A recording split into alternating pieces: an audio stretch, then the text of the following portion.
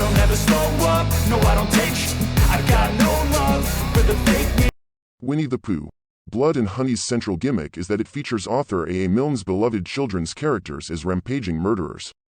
If that doesn't sound, on the face of it, like your cup of tea, you'd do well to avoid Rhys Frake Waterfield's low-budget slasher, whose novel ideas don't extend beyond that basic premise.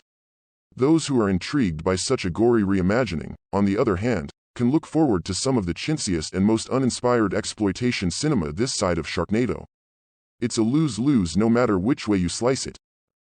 Winnie the Pooh, Blood and Honey, which is now in theaters, only exists because Milne's original 1926 book, Winnie the Pooh, entered the public domain last year. That allows anyone to adapt it without first receiving permission from Disney, who own the rights to their version of Pooh and all the supporting characters introduced in subsequent Milne books. Thus, to avoid copyright infringement violations, Frake Waterfield's Pooh doesn't utter any of his famous exclamations, "Oh, bother," nor does he hang out with Springy Tigger. What he does do is bludgeon, stab, and stalk his prey like a monster, which is crushingly juvenile and groan-worthy. It all renders the proceedings as drearily twisted as the Banana Splits movie and The Mean One, Two Kindred Spirits, the latter based on How the Grinch Stole Christmas, that also turned popular kids' properties into the stuff of nightmares. It takes mere moments to comprehend why Winnie the Pooh, Blood and Honey's distributors didn't screen it for critics in advance of its theatrical debut. A shoddily animated prologue explains that, as a boy, Christopher Robin, Nikolai Leon, discovered and befriended magical creatures in nearby 100-acre wood. When he grew up and left for college, Pooh and company suffered through a horrible winter that eventually compelled them to eat one of their own, Eeyore. The ensuing trauma was so severe that it drove Pooh, Craig David Dowsett, and his loyal minion Piglet, Chris Cordell, mad, warping their minds and convincing them to reject their human instincts, including speech. They became marauding beasts with a burning hatred for mankind and, in particular, for Christopher. That's too bad for the young Mr. Robin, who, 5 years later, shows up in 100-acre wood with his wife, Mary, Paula Coys, eager to introduce her to his old magical buddies. Mary thinks that Christopher is incapable of letting go of his adolescent imaginary pals, so she's downright astonished when they discover Pooh and Piglet's bizarro lair.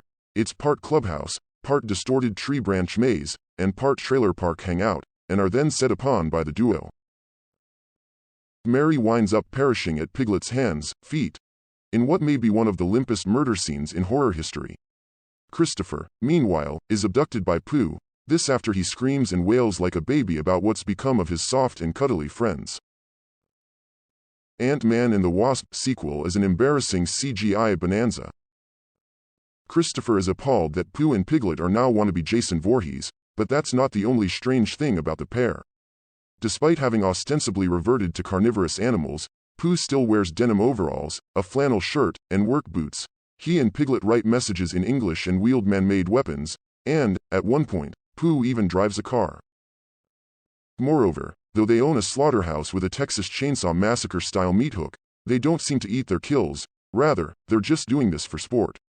Pooh gets nutrition from guzzling down honey that drips off his face along with copious drool, snot, and tears. Such absurdity is emblematic of Winnie the Pooh, Blood and Honey, as Frake Waterfield's script boasts neither general nor internal logic.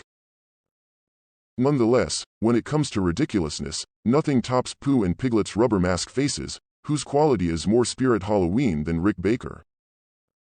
Barely able to open and close their mouths, and wholly incapable of moving expressively, Pooh and Piglet look idiotic, especially since Pooh's orange visage is frozen in a goofy grin. They come across as two guys in thrift store costumes, lumbering about with an ungainliness that makes them resemble Frankenstein's grandpa. Undoubtedly, their wooden gait and stiff movements are a byproduct of trying to avoid having their headgear fall off, but that doesn't change the fact that their oh-so-slow pursuits of their targets are intensely ludicrous. Most of Winnie the Pooh, Blood and Honey concerns Pooh and Piglet hunting a group of women who are on a weekend getaway at a remote cabin because Maria Taylor, has been persistently menaced by a creep. Alas, that tormentor isn't Babar, Curious George, or another storybook icon, but just some anonymous weirdo. These female characters' every utterance is an exercise in inanity, and they barely boast a single personality trait between them. Unsurprisingly, it's only a matter of time before they all fall victim to the overgrown bear and pig, who murder them in vicious ways, a giant knife shoved through the mouth, or repeatedly thrust into the top of their heads, that are so hostile and humorless, they invariably resonate as misogynistic. Frank Waterfield exhibits minimal skill at framing a unique or unnerving shot, effectively transitioning between scenes or eliciting jolts through canny cuts or audio cues. He's not helped by Vince Knight's muddy, shaky cinematography and Andrew Scott Bell's comatose score, which loses steam at precisely the moments that it should be punctuating the action. It's difficult to fault the musicians for their lethargy, however, in light of the omnipresent amateurishness on display, almost none of which can be blamed on production constraints, though it's clear that Winnie the Pooh, Blood and Honey was made on a shoestring budget. Its failings have to do with a simple lack of talent both in front of and behind the camera. In the weeks leading up to Winnie the Pooh, Blood and Honey's premiere, the writer-director has expounded on his plans to film a series of additional children's lit horror shows, with Bambi and Peter Pan next in line for the grimdark treatment. On the basis of this fiasco, however, that feels like so much wishful thinking. For all of Pooh's kills, the greatest casualty of his rampage may just be Frank Waterfield's career prospects. I don't ever slow up, no I don't take sh**. I got no love for the fakeness. If you wanna play tough and wanna hate this, I'll always show up and make a statement. I don't ever slow up, no I don't take sh**. I got no love for the fakeness. If you wanna play tough and wanna hate this, I'll always show up and make a statement. I don't ever slow up, no I don't take shit. I got no love for the fakeness. If you wanna play tough and wanna hate this, I'll always show up.